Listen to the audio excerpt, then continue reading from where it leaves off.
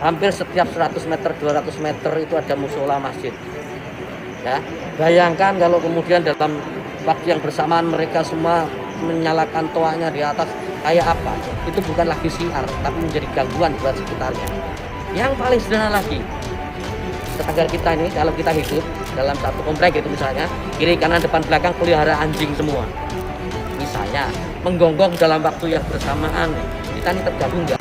Orang-orang Islam di Indonesia sudah menggunakan pengeras suara untuk azan itu sudah dilakukan sejak tahun 1970, ralat kalau salah ya.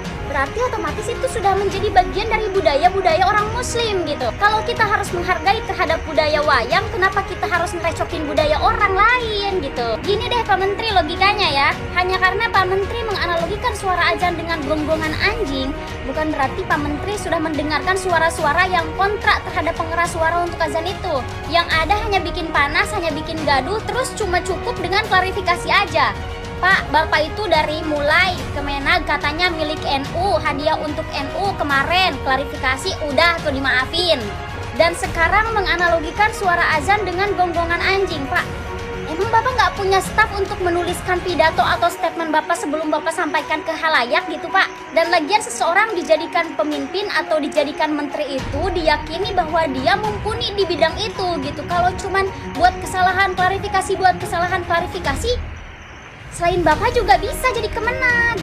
Jadi gini, semenjak masuknya zaman kemerdekaan, azan itu memang sudah menggunakan pengeras suara. Banyak perdebatan dari sejak itu sampai sekarang memang banyak. Tapi menganalogikan suara azan dengan suara anjing yang dikeluarkan dari mulut yang katanya memiliki jabatan tertinggi di Kementerian Agama, itu begitu memalukan sih. Seharusnya jadi pemimpin dari Kementerian Agama yang di Indonesia Muslim, bukan cuma satu agama, itu harusnya mengajarkan toleransi gitu. Orang-orang Islam di Indonesia sudah menggunakan pengeras suara untuk azan itu sudah dilakukan sejak tahun 1970, ralat kalau salah ya.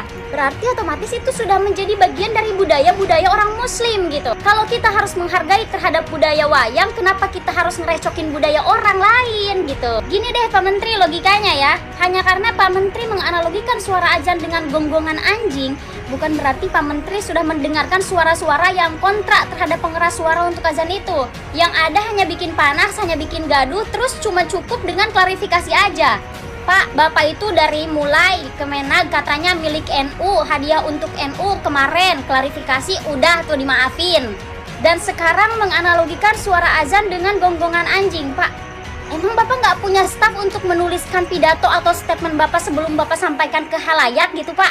Dan lagian seseorang dijadikan pemimpin atau dijadikan menteri itu diyakini bahwa dia mumpuni di bidang itu gitu. Kalau cuman buat kesalahan klarifikasi, selain Bapak juga bisa jadi kemenag. Terus kalau gitu spesialis Bapak sebagai kemenag apa dong? Gak mungkin dong masyarakat memanggil Bapak memiliki spesialis yang cuma bikin kontroversi saja. Kalau cuma bikin kontroversi selesai itu mengklarifikasi atau minta maaf, jangan jadi Kementerian Agama, Pak.